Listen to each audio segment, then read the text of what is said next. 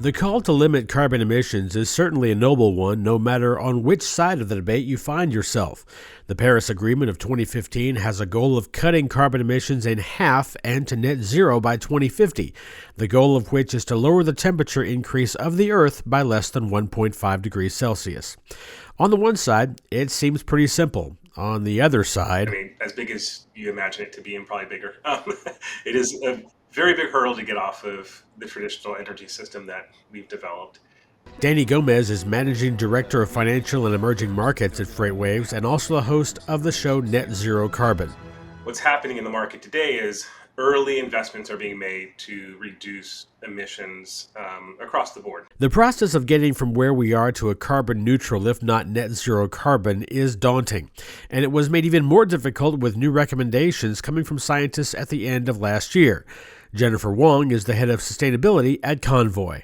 Previously, net zero and carbon neutral were used interchangeably, meaning that as a company or even an individual, you really looked for that balance equation. So being able to offset whatever emissions you were emitting in the first place. But with science-based targets and the Science-Based Target Initiative corporate net zero standard, the definition is now to focus on rapid and deep emission cuts. For some companies, that might mean achieving a 90 to a 95% reduction from their baseline emissions. Today, we wanted to look at the difficulty in achieving the goal and what's involved in that task. You can think this isn't going to be a flip of the switch and everything is going to get better. It's much more than that because every company will have a different solution towards reaching those goals, no matter what industry you're in. So for the average business, I think the first major hurdle is being able to account for your carbon impact because it lives across so many different teams up and down the entire scope of your business. Being able to go to different leaders across the company and ask for this data and translate it into a carbon emissions factor is challenging in itself because most people don't have that technical expertise. One of the problems that can arise is when a company releases public statements about going carbon neutral or net zero carbon by a certain date and then not knowing how to get there.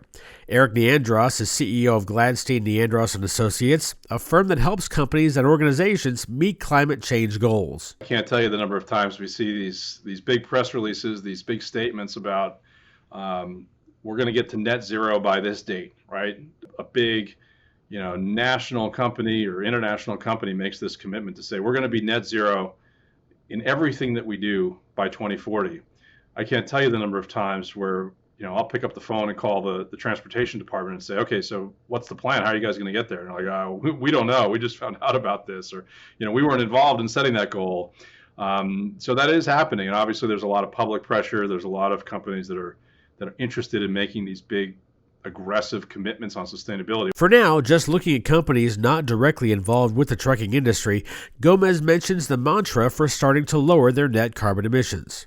The common mantra is reduce what you can, offset what you can't reduce. And the reality is there's a bit of a sliding spectrum. You kind of think of it.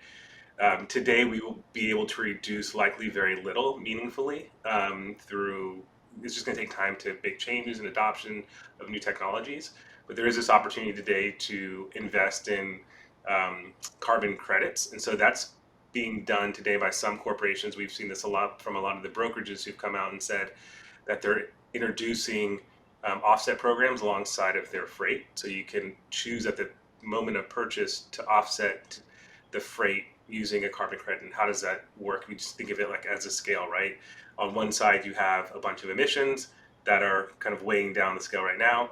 As you add carbon offsets, they level the scales out and you're offsetting what you're emitting. When it comes to reducing what you can, Wong says this is where creative thinking has to take over as business decisions are made. I would say the challenging but also really fun part is to look across your business and think about innovative ways to launch new processes or programs that actually prioritize sustainability versus just maybe how you've been doing something in the past. In some ways, this seems like an easy roadmap, but the biggest hurdle to actually lowering the numbers might be getting the entire company to get on board.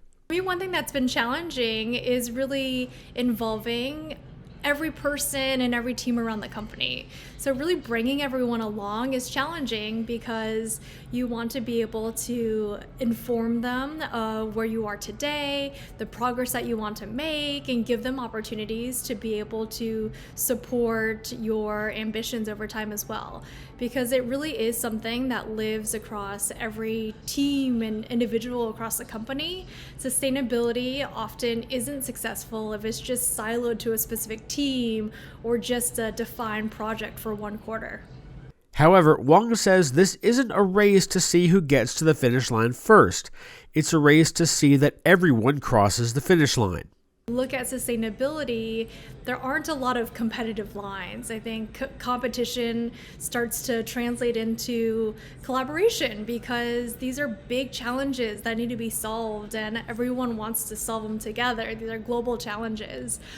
For businesses, the roadmap towards cutting carbon emissions starts off fairly simply, though it is a big commitment. However, the real problem is going to be how do we deal with this issue on America's roads? That issue we'll tackle in part 2.